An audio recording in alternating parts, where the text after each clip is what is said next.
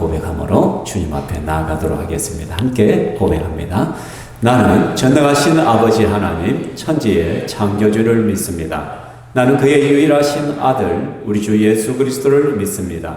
그는 성령으로 잉태되어 동정녀 마리아에게서 나시고 본디오 빌라도에게 고난을 받아 십자가에 못 박혀 죽으시고 장사된 지 사흘 만에 죽은 자 가운데서 다시 살아나셨으며 하늘에 오르시어 전능하신 아버지 하나님 우편에 앉아 계시다가 거기로부터 살아있는 자와 죽은 자를 심판하려 오십니다. 나는 성령을 믿으며 거룩한 공교회와 성도의 교제와 죄를 용서받는 것과 몸의 부활과 영생을 믿습니다. 아멘. 이 시간 우리 함께 찬양할 때 찬송가 91장 슬픈 마음 있는 사람 주님 앞에 다 나오라 찬양하겠습니다.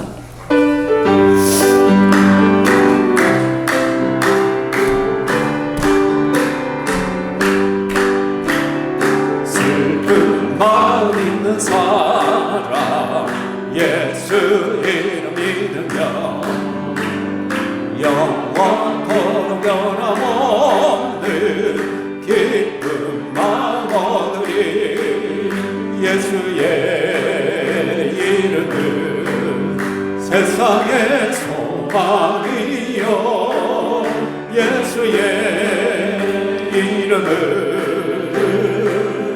천국의 기쁨일세 거룩하신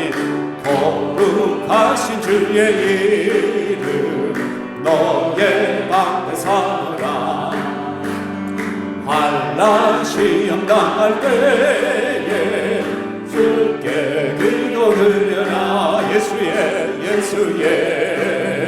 이름은 세상의 소망이요 예수의 이름은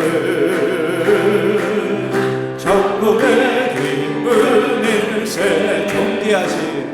존귀하신 주의 이름 우리 기쁨되도다 주의 품에 안길 때에 기뻐 찬송 부르리 예수의 이름은 세상의 소망이요 예수의 이름은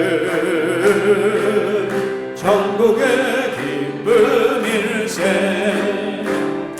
우리 갈 길 나간 후에 보좌 앞에 나가 왕의 왕께 경배하며 멸류관을 들으리 예수의 이름은 세상의 소망이요 예수의 이름은 천국의 기쁨일세 아멘. 함께 찬양할 때 많은 사람들 우리 난 예수가 좋다 우리 믿음을 한번 고백했으면 좋겠습니다.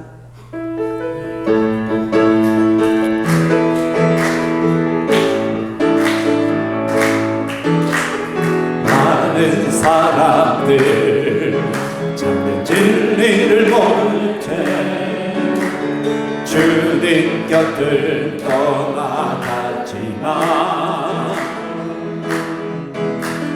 내가 만난 주님은 사랑이었고 진리였고 소망이었어 나 예수가 좋다오 나 예수가 좋다오 주를 사랑한다던 베드로 고백처럼 나 예수를 사랑한다오 무거운 짐 진 자 내게로 오라 내가 너를 쉬게 하리라 이 길만이 이 길만이 생명의 길 참 복된 길이라 항상 내게 들려주셔서 나 예수가 좋다오 나 예수가 좋다오 주를 사랑한다고 베드로 고백처럼 나 예수를 사랑한다고 그대가 만일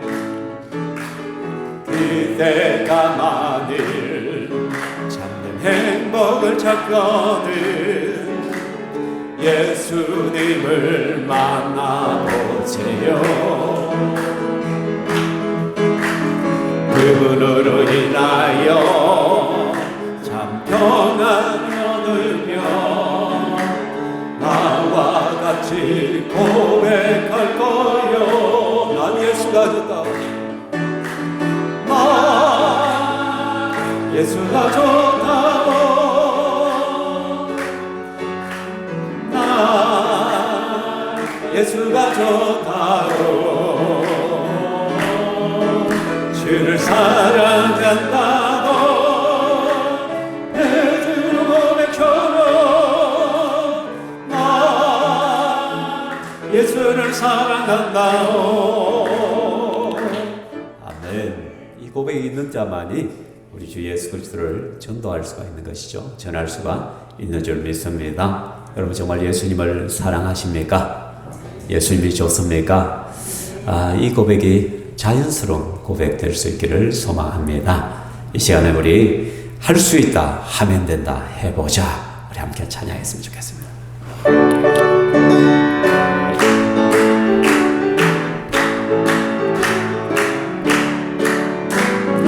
할 수 있다 하면 된다 해보자. 믿는 자에게 능치 못함이 없으리라. 나는 부족해도 나는 약해도 주님 도와주시니 의심 말고 두려워하라. 기적이 일어난다. 말씀 안에서 믿음 안에서 할 수 있다 해보자. 할 수 있다 할 수 있다 하면 된다 해보자. 믿는 자에게 넘지 못함이 없으리라. 믿음 가지고 꿈을 가지고 주님 바라보아라. 성령님이 도와주신다. 좋은 일 일어난다. 말씀 안에서 믿음 안에서 할 수 있다 해보자. 할 수 있다 할 수 있다 하면 된다 해보자. 믿는 자에게 능치 못함이 없으리라. 기도하면서 찬양할 때에 주님 함께 하신다. 할렐루야 할렐루야. 기적이 일어난다. 말씀 안에서 믿음 안에서 할 수 있다 해보자. 말씀 안에서 믿음 안에서 할 수 있다 해보자. 아멘. 내 힘으로는 안 되지만 말씀 안에서 믿음 안에서 주님 주시는 능력으로 우리가 능히 감당할 수 있는 줄 믿습니다. 이 시간 우리 다 함께 일어나셔서 예수 그리스도 하나님의 아들 함께 하나님 앞에 나아가겠습니다.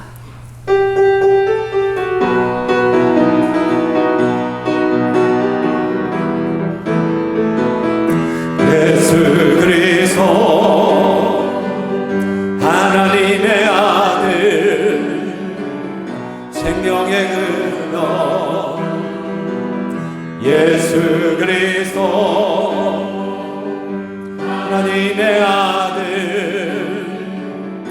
생명의 근원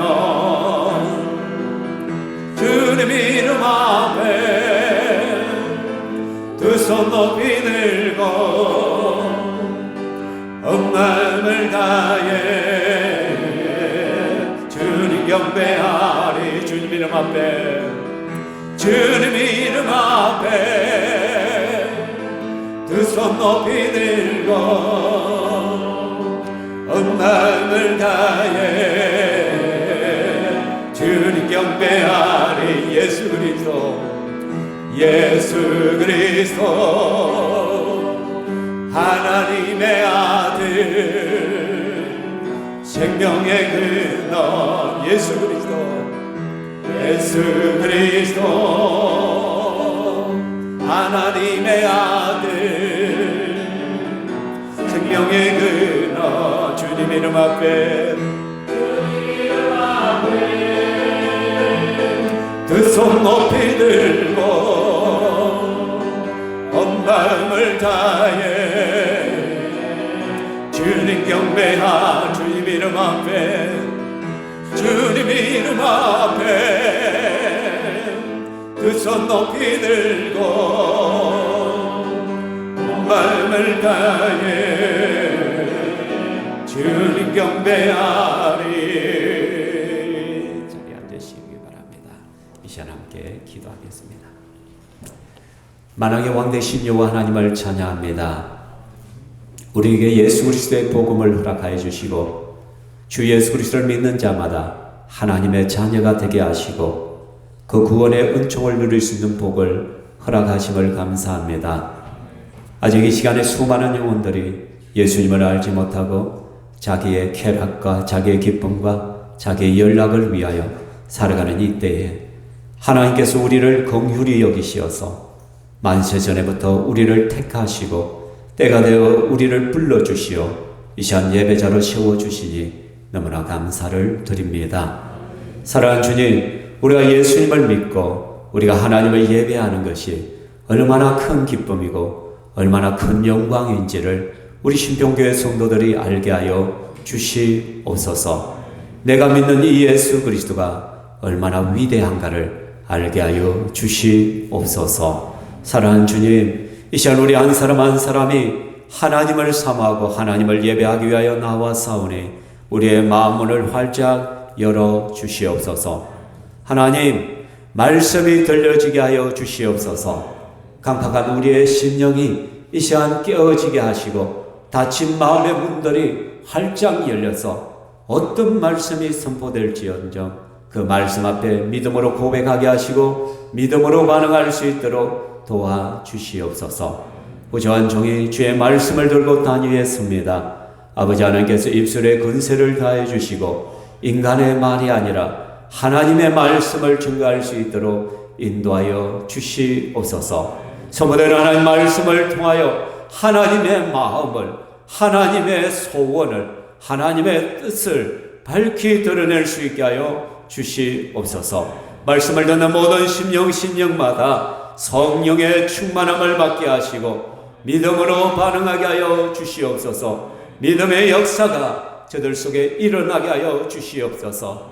하나님 땅 가운데 아직도 하나님 세계 곳곳에서 주의 복음을 위하여 수고하는 모든 선교사님들을 기억하여 주시고 그들의 눈물과 땀과 그들의 기도 가운데 속히 역사하여 주시옵소서. 우리 사랑하는 신평교회 성도들마다 날마다 주 예수 그리스도를 닮아가기를 기뻐하며 또 닮아가는데 속히 이루어지게 하여 주시옵소서.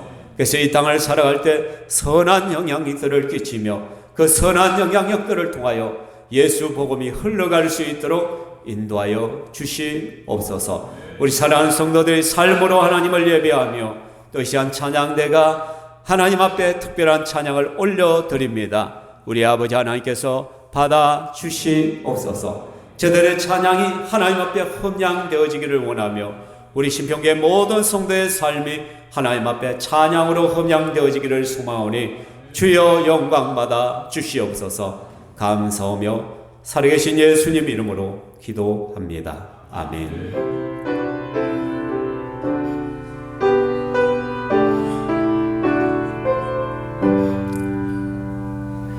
전 하나님의 말씀 사도행전 16장 16절에서 34절까지 말씀입니다. 사도행전 16장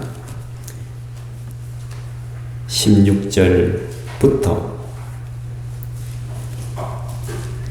34절까지 제가 봉독해 드리겠습니다. 좀 길지만 전체를 봉독해 드리겠습니다. 우리가 기도하는 곳에 가다가 점치는 귀신 들린 여종 하나를 만나니 저모로 그 주인들에게 큰 이익을 주는 자라. 그가 바울과 우리를 따라와 소리질러 이르되 이 사람들은 지극히 높은 하나님의 종으로서 구원의 길을 너희에게 전하는 자라 하며 이같이 여러 날을 하는지라. 바울이 심히 괴로워하여 돌이켜 그 귀신에게 이르되 예수 그리스도의 이름으로 내가 내게 명하노니 그에게 나오라 하니 귀신이 즉시 나오니라. 여종의 주인들은 자기 수익에 소망이 끊어진 것을 보고 바울과 실라를 붙잡아 장투로 관리들에게 끌려갔다가 상관들 앞에 데리고 가서 말하되 이 사람들이 유대인인데 우리 성을 심히 요란하게 하여 로마 사람인 우리가 받지도 못하고 행하지도 못할 풍속을 전한다 하거늘 무리가 일제히 일어나 고발하니 상관들이 옷을 찢어 벗기고 매로 칠하여 많이 친 후에 옥에 가두고 간수에게 명하여 든든히 지키라니 그가 이러한 명령을 받아 그들을 깊은 옥에 가두고 그 발을 창고에 든든히 채웠더니 한밤중에 바울과 실라가 기도하고 하나님을 찬송하며 제수들이 듣더라. 이에 갑자기 큰 지진이 나서 옥토가 움직이고 문이 곧 다 열리며 모든 사람의 매인 것이 다 벗어진지라.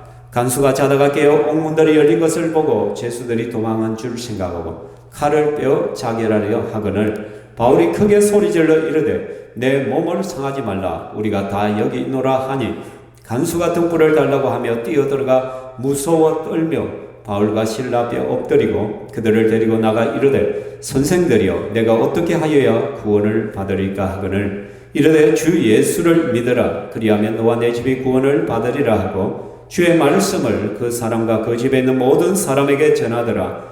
그 밤 그 시각에 간수가 그들을 데려다가 그 맞은 자리를 씻어주고 자기와 그 온 가족이 다 세례를 받은 후 그들을 데리고 자기 집에 올라가서 음식을 차려주고 그와 온 집안이 하나님을 믿음으로 크게 기뻐하니라. 아멘. 찬양대 찬양하겠습니다.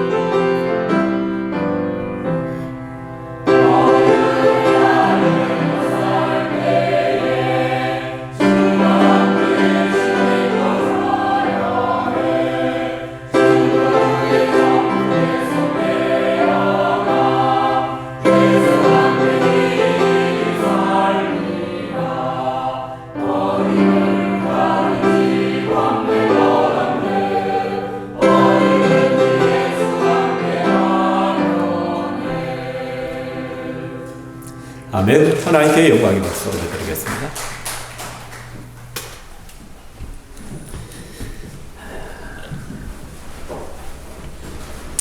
국어사전에 보면 기적이라는 단어를 살펴보면 상식을 벗어난 기이하고 놀라운 일이다. 그러니까 기적이 되려면 상식을 벗어나요. 상식이 일반화돼 버리면 그거는 절대로 기적이 될 수가 없죠. 그렇죠? 상식을 벗어나요. 그래서 우리가 해가 동쪽에서 뜬다. 이것은 상식이에요, 기적이에요. 예? 해가 동쪽에서 뜨는 거 맞습니까? 맞죠, 그죠? 그 다음, 해가 서쪽에서 뜨면 이거는 뭐예요? 기적이죠. 그래서 우리가 흔히 보면은, 아이고, 웬일이야? 해가 서쪽에서 다 뜨겠네? 라고 말해요. 전혀 일어날 수 없는 일이 벌어졌다라는 것이 맨날 인터넷 게임만 하고 맨날 유튜브 시청을 하며 밤새도록 새벽까지 하는 아이가 갑자기 어느 날마다 엄마, 공부가 하고 싶어요. 공부가 너무 재미있어요. 그래서 밤을 새워서 공부를 하기 시작하는 거야. 그럴 때 부모들은 뭐래요? 야, 웬일이야. 해가 서쪽에서 뜨겠네. 이 기적이. 자녀의 변화는 기적입니다. 아멘. 제가 이스탄불에서 마지막 귀국을 하는데 제가 인솔을 해갔기 때문에 20여 명의 목사님, 사모님 모시고 왔는데 마지막 귀국 절차를 다 이제 통과를 했단 말이에요. 공항 검색대로 다 나왔다면 이제는 비행기만 타면 되는데 갑자기 어떤 사모님이 큰일 났다는 거야. 왜? 휴대폰을 두고 왔다. 그 휴대폰 속에 카드들도 다 들어있다는 거야. 여러분, 이스탄불, 터키는 우리나라와 다릅니다. 터키에서 물건을 잊어먹었다. 찾을 길이 없습니다. 우리나라에 곳곳에 CCTV가 있고, 이게 가져가도 곧 잡히기 때문에 안 가져가잖아요. 그대로 물건을. 그러나 터키는 그렇지가 않은 곳이거든요. 소매치기도 많고, 또 화장실에 만약에 뒀다면 그냥 꼼짝없이 그냥 들고 갈 수밖에 없고. 대체 이 문제를 어떻게 해야 되는가? 그런데 여러분, 커비 또 선교사님한테 연락을 한 거예요. 우리를 가이드하던 선교사님. 선교사님 분명히 떠나야 되는데 마침 그 공항에 남아 있었던 거야. 그런데 그분이 커피 그 화장실 위치를 가르쳐더니 화장실을 갔더니 그곳에 찾은 거야. 어떻게 찾았냐면 그분이 화장실 나오고 나서 그 화장실을 체크하는 여성분들이 계시거든요. 근데 그보고 거기서 휴대폰이 있는 걸 알고 문을 아예 걸어 잠가 버리더라고요. 그러고는 아무도 못 들어가게 막고 있어. 누군가 찾아올 것이야. 아니, 그 이스탄불에서 그런 일이 있을 수가 없는데 갑자기 그 마음이 감동이 됐는가. 그래서 겨우 찾아가지고 연결해가지고 비행기 타기 전에 탔는 거예요. 여러분, 기적이 일어난 거예요. 그죠? 그런 것을 할 때, 야, 웬일이야. 그럴 수가 없는데 어떻게 그 이스탄불에서 휴대폰을 찾을 수가 있냐. 그 기적이다. 그렇게 말할 수가 있는 것이죠. 사랑하는 성도 여러분, 오늘 저는 기적에 대해서 말씀을 드리고 싶습니다. 바울은 성령의 인도하심을 따라서 하나님께서 아시아로 가고 그럴 때 막으셨잖아요. 그리고 비두니아로 위로 올라가고자 했을 때 하나님께서 또 막으셨잖아요. 그래서 어떻게 드로아에서 한 쌍을 보고 결국 어디로 가요? 빌립보로 가게 되잖아요. 그죠? 빌립보에죠. 빌립보로 가서 이제 유럽 땅으로 넘어가죠. 그죠? 터키와 유럽은 보스포러스 해협, 좁은 해협, 그만 딱 통과하면은 바로 유럽이거든요. 그래서 빌립보에 도착해서 말씀을 전가하잖아요. 그죠? 그래서 안식일이 되어서 해당이 없기 때문에 기도처를 찾아가다가 어디에? 마침 문밖 강가에 도달했는데 그곳에 여인들이 쏙닥거리면서 막 떠들고 그곳에서 뭐 빨래를 하고 있는 거예요. 그래서 바울이 감동이 되어서 그곳에서 복음을 전합니다. 그랬더니 한 여인이 그 말씀을 받아들여요. 그 사람의 이름이 뭐예요? 루디아예요. 루디아라는 여인이 그 말씀을 다 받아들인 거예요.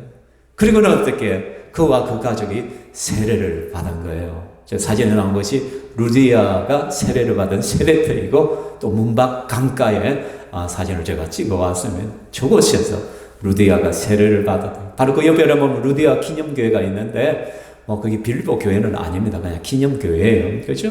그곳에서 근데 그 루디아가 예수를 믿고 나니까 어떻게 하냐면 바울에게 이렇게 말해요. 만일 나를 주 믿는 자로 알거든 내 집에 들어와 유하라. 만일 나를 주 믿는 자로 알거든 내 집에 들어와 유하라. 그러면서 강건하여 머물게 하냐. 한두 번 그냥 우리 집에 와서 좀 지내십시오. 그게 아니라 제발 좀 우리 집에 와. 하라는 거예요. 전혀 부담 갖지 말고 우리 집에서 생활하라고. 이 빌립보를 떠나기 전까지. 그죠? 그래서 바울이 이제 그 루디아 집에서 중심으로 해서 복음을 전하게 되는 거예요. 그래서 이 루디아 집이 최초의 뭐가 되는 거예요? 초대교회, 빌립보 교회가 여기에 가정에서 세워지게 되었다는 것이에요. 가정교회죠, 가정교회. 그죠? 사랑하는 성도 여러분, 은혜 받은 자의 모습을 바르게, 은혜를 받으면요, 섬기고자 합니다. 은혜를 받으면요, 대접하고자 합니다. 감동을 받으면요, 섬김과 헌신으로 나아가요. 누군가가 막 해라 하지 않아도 은혜 받고 감동 받으면 행해.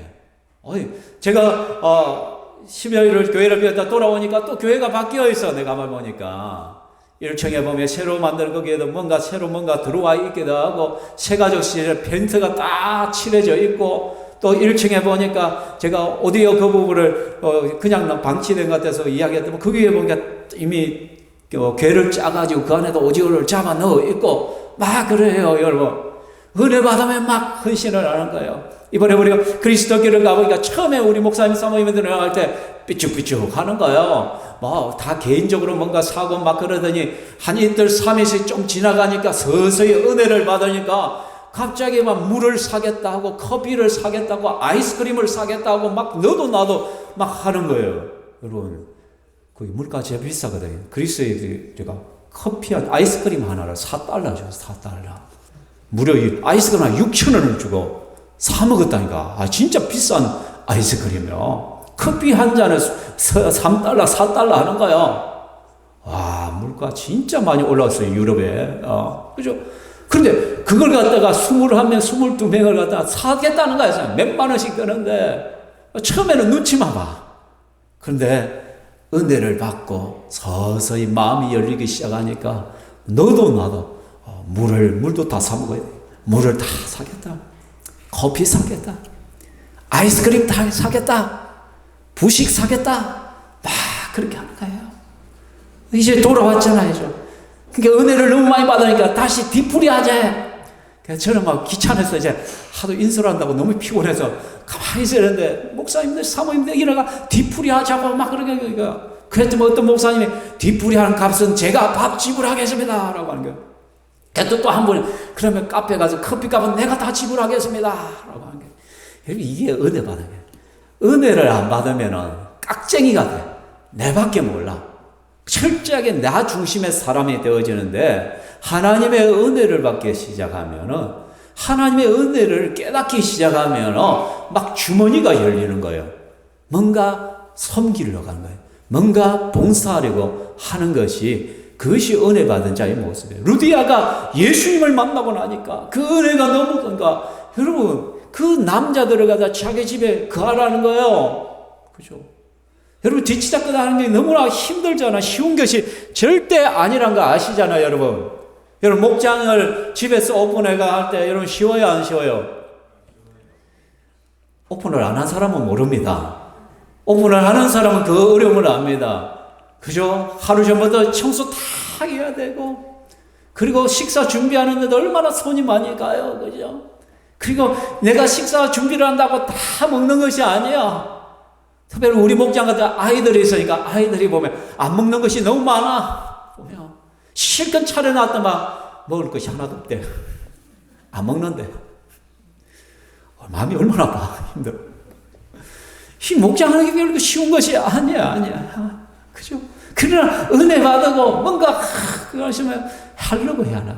뭔가 섬기려고 해보려고 하는 것이에요. 그죠? 그래서 루디아 집이 교회가 되어버리는 거예요. 교회가 되는 거예요. 그래서 우리가 가정교회를 하는 것이 뭐예요? 우리 집이 교회가 된다는 것은 얼마나 큰 복인지 몰라요.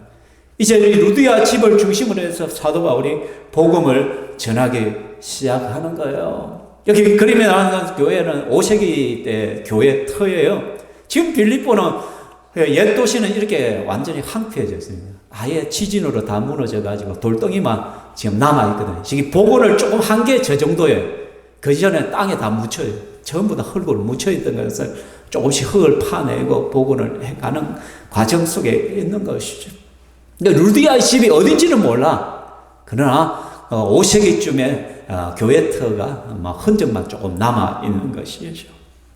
그래서 바울이 이제 그 복음을 전하러 가는데, 근데 갑자기 점치는 귀신 들린 한 여종이 바울을 쫄쫄쫄 따라다니기 시작하는 거예요. 가는 곳마다 따라다니면 뭐라고 하냐면, 이 사람들은 지극히 높은 하나님의 종으로서 구원의 길을 너희에게 전하는 자라. 바울이 가는 곳마다 따르면, 이 사람들은 바울의 일행을 통해 보면서 지극히 높은 하나님의 종으로서 구원의 길을 너희에게 전하는 자라. 그럼 맞아요, 안 맞아요? 맞아. 그죠? 실제로 사도 바울은 구원의 복음을 전하는 하나님의 종들이 맞잖아요. 근데 바울은요, 괴로워했다 했어요. 이 소리를 듣고. 왜냐하면 이게 하루 이틀이 아니라, 좋은 말도 하루 이틀이지 계속 따라다니면서 막 하는 거예요. 견디지 못해서 사도 바울이 할 수 없이 예수 그리스도의 이름으로 내가 명하노니 그에게서 나오라, 귀신을 내어 쫓아 버리는 거예요.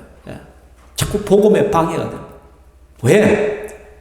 내가 복음만 전하려고 하면 옆에서 이 사람들은 지극히 높은 말을 다 끊어버려요. 말을 다 끊어버려요. 그죠? 아무리 옳은 말이라도, 여러분, 내가 설교를 하는데, 여러분, 제가, 우리 목사님 참 잘생겼어요. 우리 목사님 설교도 잘해요. 맞는 말이에요? 안 맞는 말이에요? 웃으시네. 아무리 맞는 말이라도, 내가 설교를 하는데, 자꾸 누군가 그렇게 하면 방해가 되잖아요. 그죠? 입 닫아야 되는 거죠. 그래서 쫓아내요. 또 하나는 무엇이에요? 여러분, 하나님의 거룩한 복음이 귀신의 입으로 전파되는 걸 원치 않는 것이에요.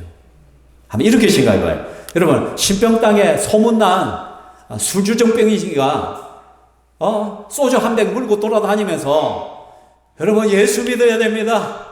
여러분 신평교회를 가십시오. 그곳에 구원이 있습니다. 이렇게 떠들고 다닌다고 해봐요. 이게 교회에 덕이 될까요? 오히려 손해가 될까요? 손해가 되는 거예요. 사람들은 뭐라고 하겠어요? 야, 교회는 저런 미치광이들만 다니는구나. 교회는 저는 술주정뱅이들만 다니는구나. 좀 약간 모자란 사람들만 다니는구나. 그렇게 인식하지 않겠어요? 그죠? 물론 그 사람이 술주정뱅이가 변화되어서 예수 믿으라고 한다면 더 큰 효과가 나타나겠죠. 그죠? 그런데 그런 귀신 들리고 정신이 없는 사람, 그런 자들이 막 그렇게 외치고 다닌다면 복음에 오히려 방해가 될 수 있네. 그래서 바울이 귀신을 내어 쫓아 버리는 것이죠. 그죠? 여러분, 이것이 처음 일어난 첫 번째 기적이라고 할 수 있죠. 여러분, 복음의 현장에서는요, 때로는 귀신이 예수 이름으로 떠나갑니다. 그죠? 이런 일들이 자주 일어납니다. 그죠? 우리는 영적인 세계를 살기 때문에 영의 세력들 예수 이름으로 떠나는 것들을 저는 경험을 해봤고 종종 또 보게 되어집니다. 여러분, 눈에 보이는 세계가 전부가 아니라 눈에 안 보이는 세계가 있다는 거예요. 여기서 귀신이라고 우리가 하면 고춧가루 물고 머리 하얗게 해가지고 그죠? 머리 풀고 그는 처녀 귀신을 말하면 우리나라 사람은 처녀 귀신 그런 거 이야기하는데 그게 아니죠. 그죠? 귀신은 영이죠. 영적인 존재죠. 영적인 존재. 그죠?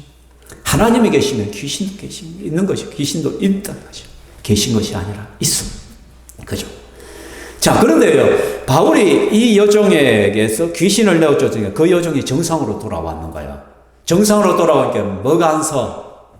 영빨이 안 서. 점을 못 치는 거야. 점을 못 치는 거야.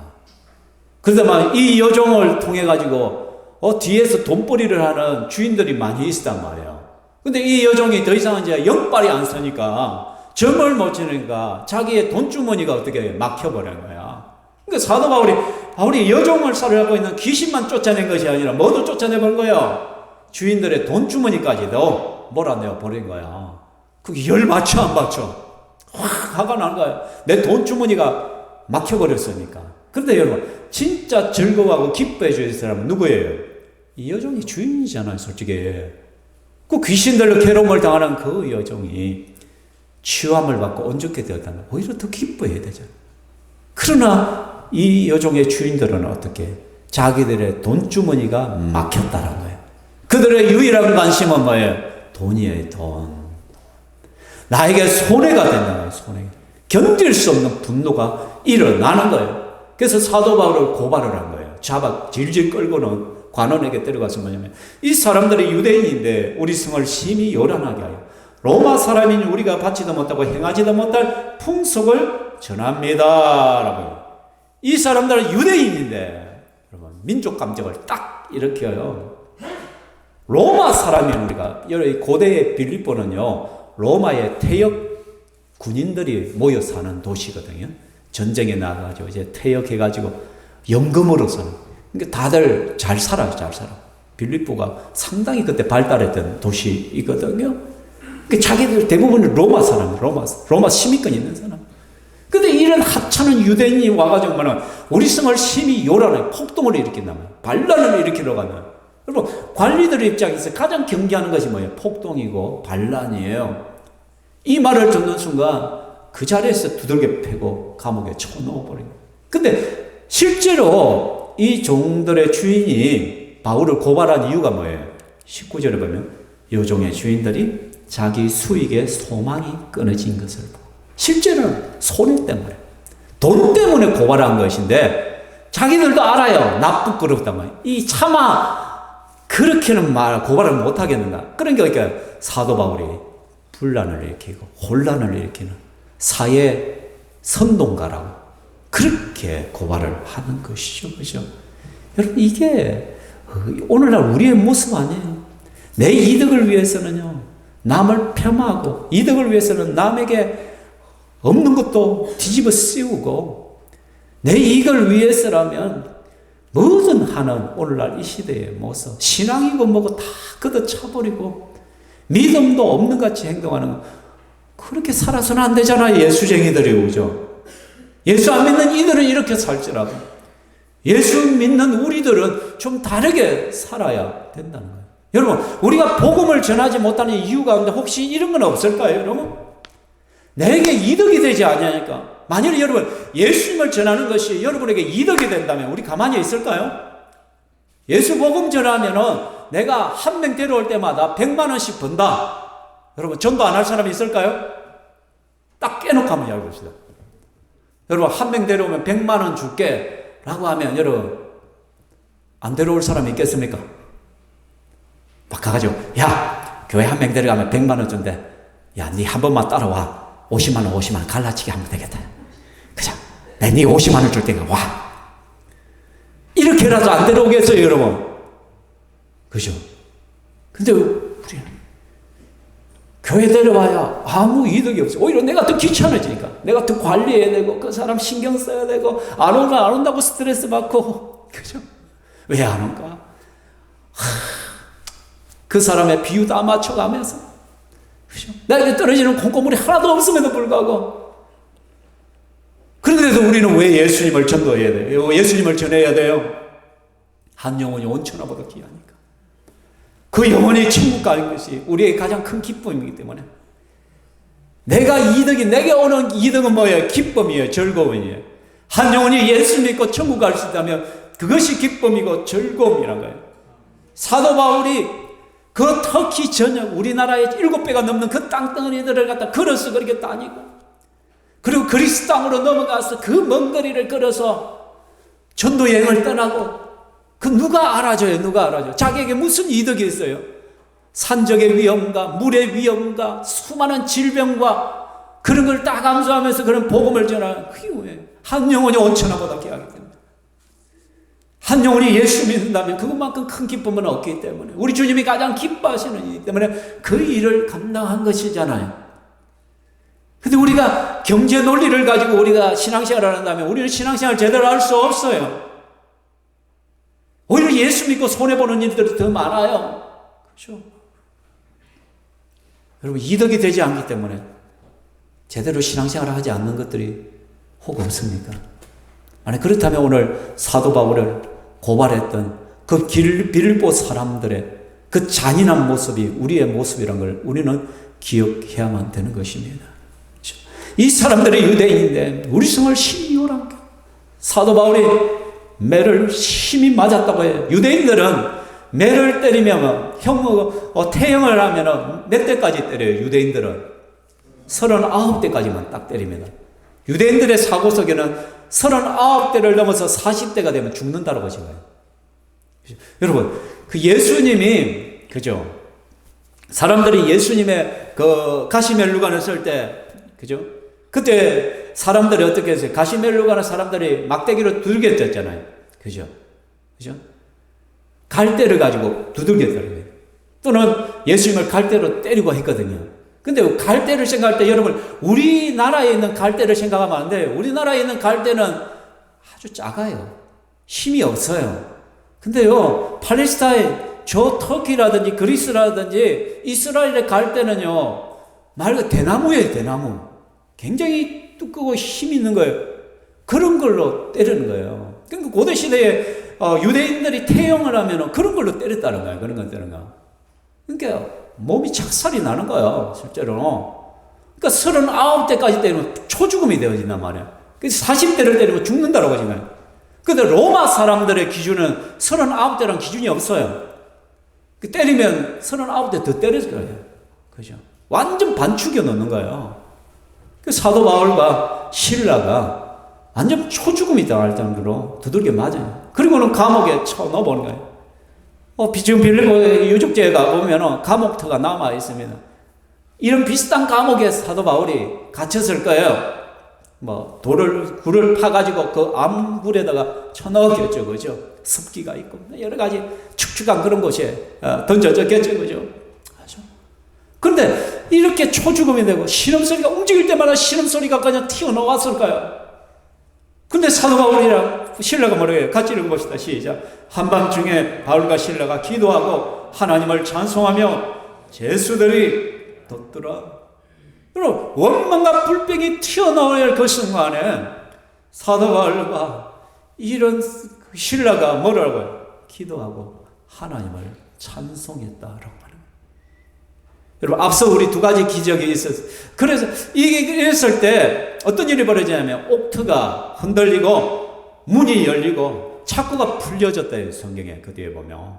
그래서 두 가지 기적이 나오죠. 처음에는 예수 이름으로 귀신이 떠나가는 기적을 우리가 봤다면, 두 번째 기적은 사도 바울이 찬양하고 기도했을 때 지진이 일어나요. 옥트가 흔들리면서 옥문이 열리고 창고가 풀리는 그러한 기적이 일어나는, 초자연적인 일이 벌어진 거예요. 그렇죠? 우리 인생을 살아가다 보면 이런 초자연적인 기적을 만날 때가 종종 있습니다. 여러분, 그런 기적을 체험한 사람들은 신앙의 담대함을 얻겠죠. 그죠? 솔직히. 이런 기적을 통해서 사도 바울이 위로를 얻는 거예요. 하나님께서 나와 함께 하시는구나. 하나님께서 나의 사역 가운데 함께 하시는구나. 내가 지금 하고 있는 이 일들이 헛된 일들이 아니구나. 지금 제대로 걸어가고 있는 길이구나. 내가 복음을 전하다가 매를 맞기도 하고, 이런 고난을 당하기도 하고, 어려움을 당하기도 하고, 핍박을 당하기도 하지만은 하나님은 기억하고 계시구나. 하나님이 나와 함께 하시구나. 내가 바른 길을 걸어가고 있구나. 이런 기적 체험을 통하여 그런 위로를 얻게 되어지는 거예요. 아멘. 그래서 여러분의 인생 가운데도 저는 초자연적인 기적들이 한 번씩 일어나기를 저는 기도합니다. 그게 있어야 여러분 신앙에 큰 위로들을 또 받을 수 있을 거예요.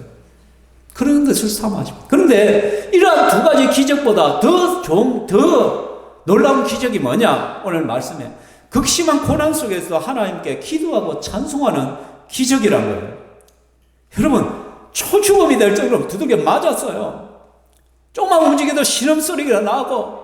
여러분, 감옥이란 것이 어떤 것이에요? 감옥이란 것은 자칭 의인들만 있는 곳이 감옥이에요. 제가 마산에서 사역할 때 한 5년 동안 저 중리 교도소를 들어갔다 했잖아요. 그래서 한 달에 한 번씩 그 교도소에다가 여재소자들에게 설교를 했고 예배를 인도했단 말이에요. 그 재소자들이 가장 싫어하는 말이 뭐냐?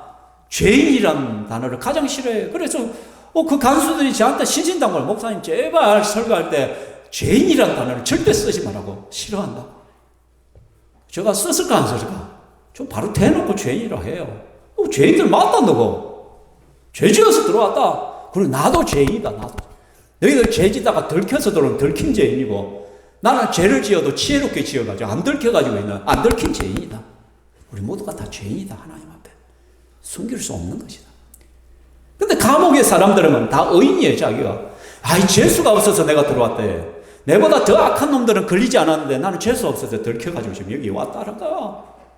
아니, 저런 놈들이 안 잡히고 내가 재수 없이 잡혀왔다는 거야. 그러니까 원망 불평이 가능한 것이 어디에? 감옥이에요, 감옥. 사도 바울이가 신라면 죄도 없으면서 복음 전하다가 억울하게 잡혀와서 억울하게 두들겨 맞아서, 그럼 가장 억울해해야 될 것이 이들이야. 원망 불평해야. 근데 사도 바울은 여러분 신음 소리, 한숨 소리 대신에 찬송 소리가 울려 퍼진 그들이 있어요. 저주하고 원망하는 대신에 여러분 하나님께 기도하고 있다라는 것이에요. 여러분 이게 가능한 것인가? 그죠? 그렇게 주를 위하여 헌신했는데 내가 두들겨 맞고 감옥에 들어왔는데 오히려 하나님께 원망해야 돼. 주님 이럴 수가 있습니까? 내가 아시아에서 복음을 전한다. 좀 내버려 두지. 내가 비두니아로 가고자 할 때 좀 내버려 두지. 그 길을 다 막고 해가지고 나를 마게도냐로 보낸 거 아닙니까? 유럽으로 이끄는 거 아닙니까? 하나님. 그래서 내가 빌립보에 와서 복음을 전했더니 내게 돌아온 것이 이겁니까? 하나님. 이럴 수 있습니까? 하나님. 나를 이곳으로 인도했으면 좀 좋은 거 줘야지. 충분히 원망할 수 있잖아요. 그러나 바울과 실라는 하나도 원망하지 않아요. 오히려 하나님을 찬양했다. 하나님께 기도했다. 라고 하는 거예요. 여러분 찬송을 하는데 찬송이 제대로 되겠어요? 입술도 부르짖을 거고. 그죠? 그런데 그들은 온 몸을 비틀면서 하나님을 찬양하는 거예요. 하나님의 은혜로 있을 데 없는 자 왜 구속하여 주는지 난 알 수 없도다. 내가 믿고 또 의지함은 내 모든 영편 아시는 주님 늘 돌보해 주실 것을 나는 확실히 아네. 물론 그 당시에 이 찬송은 없겠죠. 근데 이 비슷한 찬양을 하지 않았겠어요? 내가 무엇인데 주님께서 나를 구원하여 주시고 이 복음을 알게 하시고 이 복음의 기쁨을 알게 하셔서 이 거치중해를 건너서 유럽 땅까지 마게도냐까지 와서 이곳에서 복음을 전하게 하시고 이 복음 때문에 고난받을 수 있는 자격을 주신 그 하나님께 오히려 찬양하며 감사하며 그들은 기뻐하며 하나님을 예배하고 찬송했을 것이란 거예요. 하나님 하는데 입술이 부르트가 제대로 나왔겠어요? 찬양이 뚝뚝뚝뚝 끊겼을 거야. 그죠? 아팠어. 근데 그것이 가장 그 순간이 천국이 아니었을까? 그죠? 하나님을 온전히 나봐요. 그 순간 그들은 기적의 사람이 되는 거예요. 여러분, 절망의 순간, 고통의 순간에서도 찬송하고 기도할 수 있다면 그 사람은 기적의 사람입니다. 아멘. 여러분, 뭐가 힘듭니까? 뭐가 어렵습니까? 내 삶이 내가 원하는 대로 잘 되지 않습니까? 자꾸 꼬입니까? 계속 힘듭니까? 내 입술에 신음소리가 그냥 툭툭 튀어나옵니까? 근데 그 신음소리를 내려고 그 불병이 나오려면 내 입술을 털어놓고는 하나님을 찬송하고 하나님 앞에 기도할 수 있다면 그 사람이 바로 기적의 사람입니다. 우리는 오늘도 기적의 사람으로 살아갈 수가 있는 것이에요. 원망이 나올 때, 불평이 나올 때 찬양하십시오. 하나님 앞에 기도하십시오. 감사하십시오. 그 사람이 바로 기적의 사람이 되는 것입니다. 자, 이제 그러자 옥문이 열리고 착구가 풀어져 버린 거예요. 보통 사람들 같으면 어떻게 했겠어요? 와, 자유다 하고 다 튀어 도망을 갔을 거예요. 그것을 지키는 간수가 겁에 질려요. 얼굴에 사색이 뛰어와 보니까 옥문이 열리고 착구가 풀려버리고 그 순간 이 옥을 지키는 간수가 칼을 뽑아서 자살을 하려고 죽으려고. 왜? 고대 시대는 내가 지키는 죄수가 도망쳐버리면 그 도망간 죄수를 대신 내가 죽어야 돼. 간수가 죽어야 돼. 그러니까 얼마나 생명을 걸고 간수를 지켜야 돼요. 그 죄수들을 지키겠어요? 근데 그 죄수들이 도망가면 죽을 수밖에 없는 거야. 근데 그 순간 사도 바울이 소리칩니다. 칼을 굳으라. 우리 다 여기 있다. 그것 자체가 기적이지 또 한 번. 그럼 그리스도인들이 세상을 감동시킬 수 있는 건요, 세상 사람들과 다르게 살 때 세상을 감동시킬 수가 있는 거예요. 똑같이 살면 세상을 감동시킬 수가 없어요. 세상 사람들이 다 가는 길을 걸어가지 않는 거예요. 다 도망갈 수 있는데 바울은 그 자리를 지켜요. 바울은 알았어요. 우리가 도망가면 저 사람이 죽을 거란 걸. 한 생명이 더 귀한 거예요. 그래서 간수가 깜짝 놀라서는 엎드립니다. 그리고는 묻습니다. 선생들이요, 우리가 어떻게 하여야 구원을 얻을까? 그러니까 간수가 여러 명이었다는 거죠. 그죠? 그 모든 간수들이 다 자살하려고 했단 말이에요. 죄수들이 도망하면 죽을 수밖에 없으니까 고통 속에 죽을 바에 차라리 자살함으로써 끝내겠다는 거예요. 근데 사도 바울이랑 다 있는 거예요. 선생들이요, 우리가 어떻게 하여야 구원을 얻으리까? 그 유명한 말씀이 나옵니다. 같이 읽어볼까요? 시작. 주 예수를 믿으라. 그리하면 너와 내 집이 구원을 받으리라. 여러분, 간수들은요, 사도 바울이 그 고통 가운데 감옥 속에서 찬송하고 기도하는 소리를 들었을까요? 안 들었을까요? 들었어요. 그들은 이미 그때부터 바뀌고 있었어요. 아니, 쟤들은 대체 어떤 사람들에게 그렇게 고통을 당하고 그렇게 매를 맞고 그 신음 가운데서도 어떻게 자기의 신에게 기도할 수 있고 자기의 신을 찬송할 수 있을까? 의아해하고 있어요. 그런데 옥문이 열려도 도망가지 않는 그들의 모습을 보면서 저게 진짜 백이란 걸 알게 돼요. 저들 속에 저들이 믿는 하나님의 신이 진짜 신이란 걸 알게 되었다는 것이요. 깨닫게 된 것이요. 그죠? 그래서 그들은 예수를 믿어요. 바울과 실라를 자기 집에 데려가가지고 그 상처 부위들을 씻어주고 닦아주고 싸매어주고 음식을 대접하고 그리고 온 집이 세례를 받는 기적이 일어난 거예요. 그래서 네 번째 기적은 뭐냐면 영혼 구원의 기적이란 거예요. 여러분, 오늘 네 가지의 기적을 살펴봤습니다. 하나는 예수의 이름으로 귀신이 떠나가는 기적, 옥문이 열리고 착구가 풀리는 기적. 이 두 가지는 어떻게 보면 초자연적인 기적이라 할 수 있습니다. 우리가 소망하고 기대하는 것은 어떻게 보면 이 두 가지 기적일 거예요. 초자연적인 어떤 기적을 체험하는 그것을 원할 것이에요. 그런데요, 성경에서 말하는 진짜 기적은 무엇이냐? 그것은 극심한 고통과 고난 속에서요, 하나님께 기도하고 찬양하는 기적이에요. 저는 우리 신평교회 성도들에게 이런 기적들이 많이 일어났으면 좋겠습니다. 아이고, 여러분, 재밌는 것은요, 터키에 갔더니 기사가 바뀌었어요. 중간에 그 기사가 막 우리를 보는 한국 사람들을 보는 순간 뭐냐, 아이고 얼마나 많은 한국 사람 관광객들이 차를 탈 때마다 아이고 그래서 한국말을 배운 것이 아이고 우리가 보면서 웃으면서 아이고 이게 뭔가 잘못한 거예요. 그죠? 얼마나 우리 입술에 부정적인 단어들이 많은지. 아이고 여러분, 아이고 영어로 뭐예요? 아이고 나는 간다. 우리 조상들이 옛날에 영어를 참 잘했어. 그래서 상여가 나갈 때 보면 아이고 나는 간다. 웃지 알고는 지옥 갈지 웃지 알았는지 나는 간다며 울면서 갔어.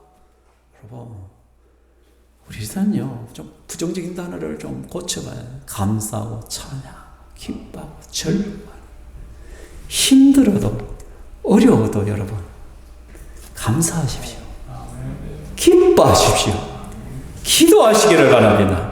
시편 23편 4절 읽을까요? 내가 사망의 음침한 골짜기로 다닐지라도 해를 두려워하지 않을 것은 주께서 나와 함께 하심이라. 주의 지팡이와 막대기가 나를 안위하시나이다. 내가 사망의 엄침한 골짜기를 다닐지라도 해를 두려워하지 않을 것은 주께서 나와 함께 계시다. 정말 내가 죽음의 골짜기를 지나갈지라도 내가 두려워하지 않는 것은 주님께서 나와 함께. 다윗이 그랬잖아요. 사울 왕에 몇 년 동안 쫓겨다녔잖아요.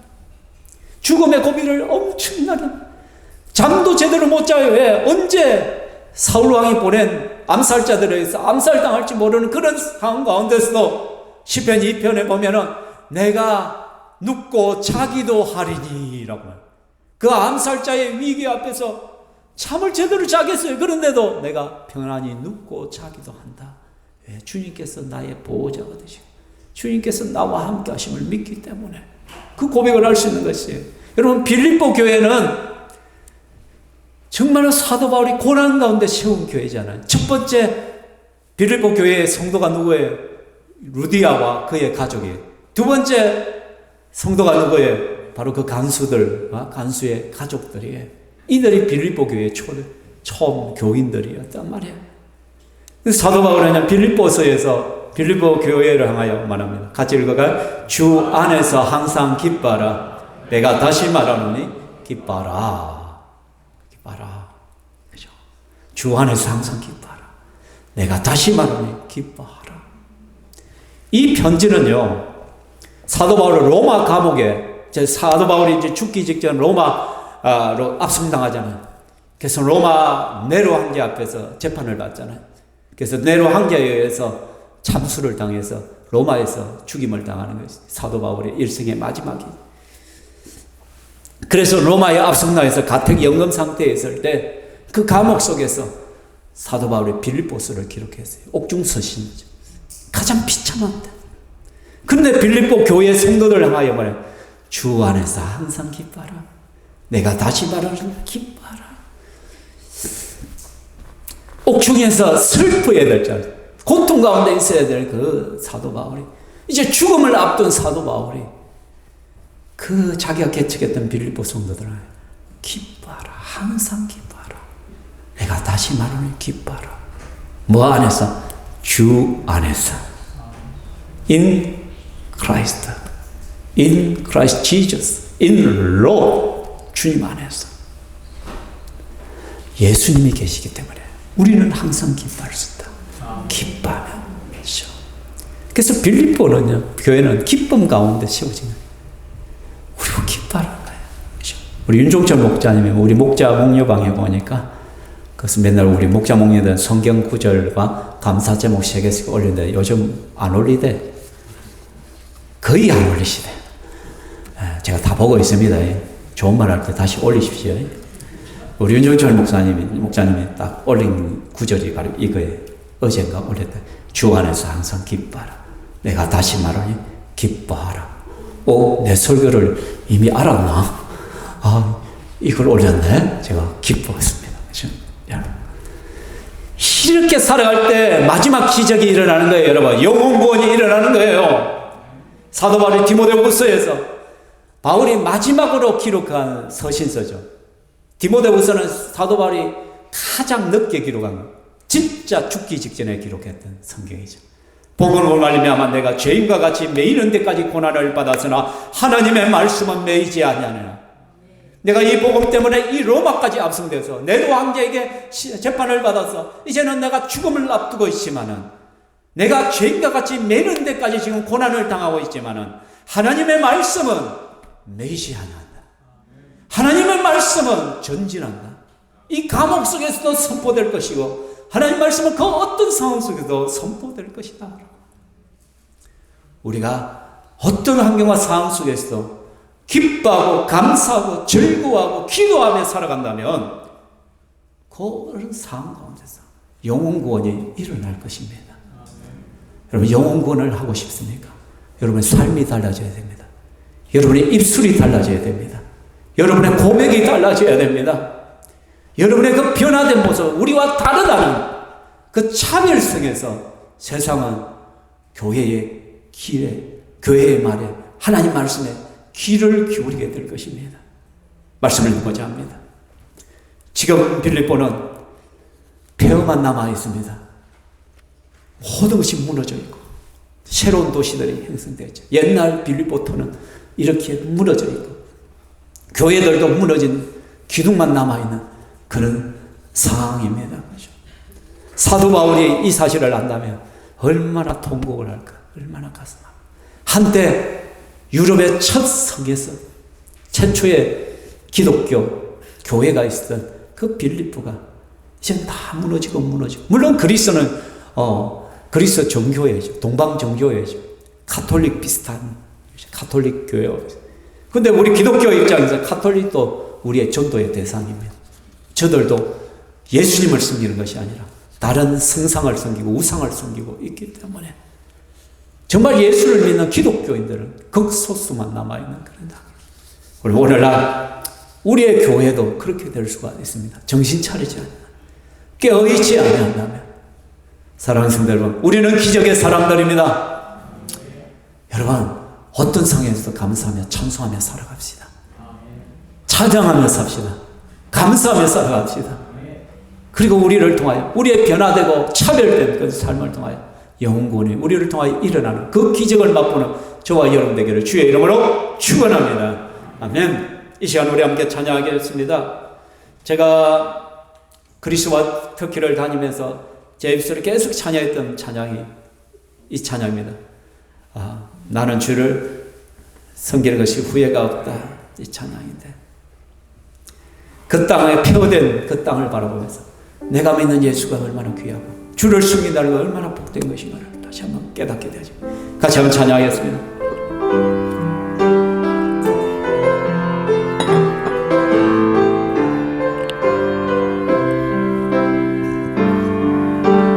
나의 평생에 가장 복된 일은 내가 예수님을 만난 것이라. 나의 평생에 가장 잘한 일은 내가 예수님을 주로 섬긴 것이라. 이 세상 살 동안 내가 걷는 길이 때론 험하여서 넘어질 때도 주의 강한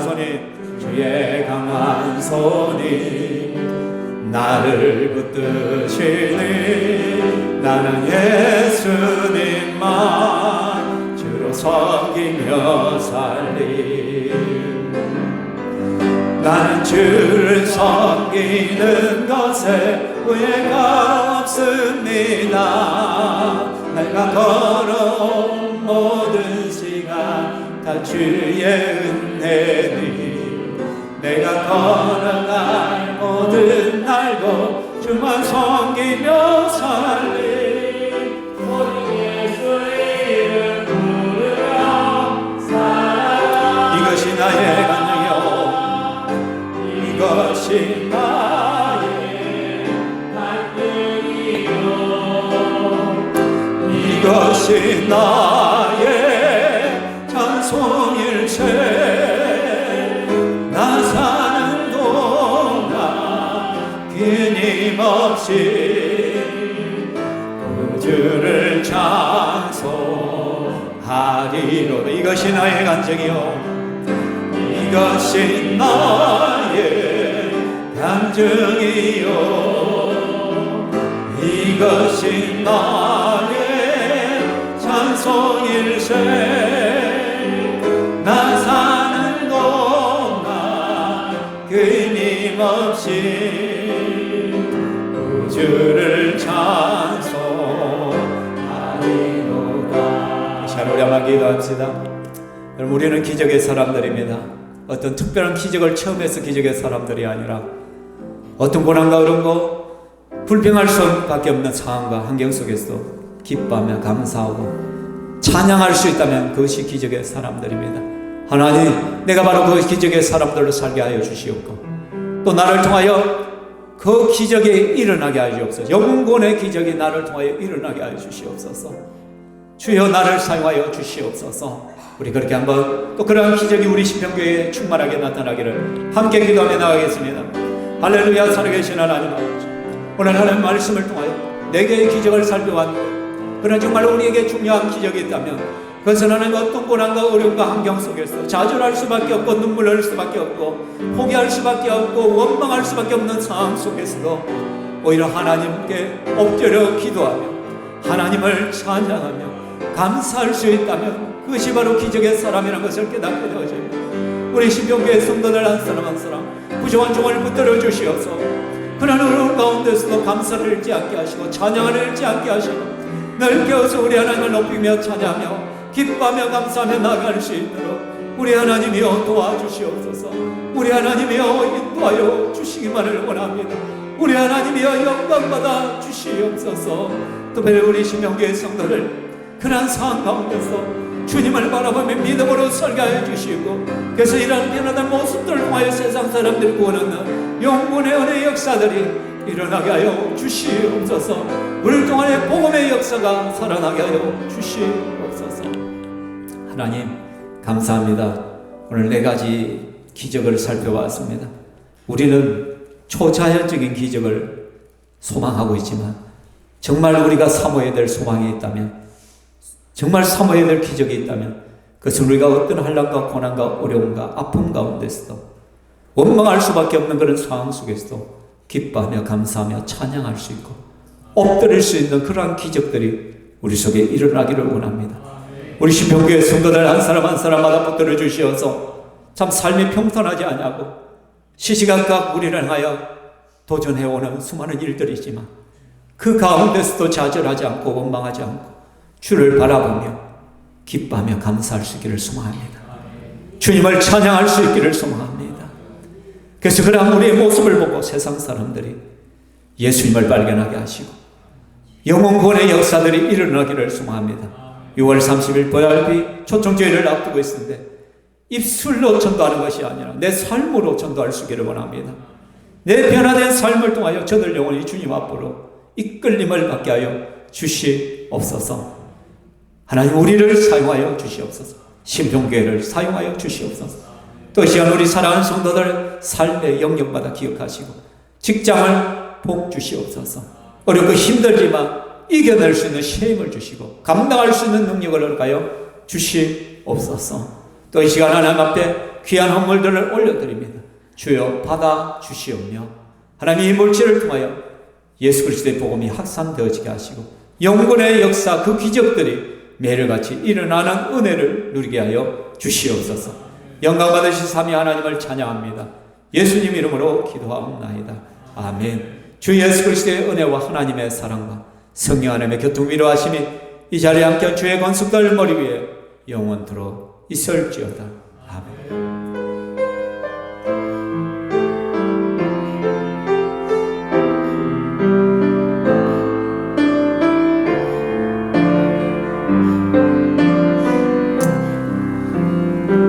아멘. 하나님께 영광의 박수 올려드리겠습니다.